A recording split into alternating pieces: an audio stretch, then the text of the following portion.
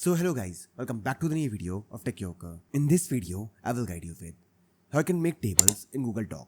So first of all, open the browser on your PC. Now here search for Google Docs. Now open it. And this will create a new document in Google Docs. Now here click on Insert. Now here click on Table. And from here, you can create a table.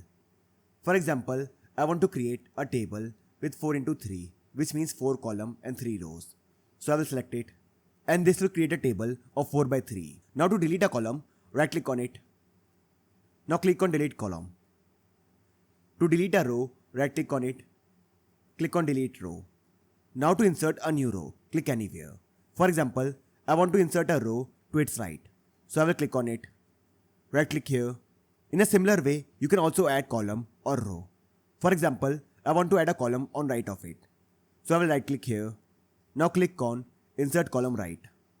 And this will insert a column to its right. So this way I can create tables in Google Docs. So I hope you find this video useful. And if you do, then don't forget to like this video and subscribe our channel.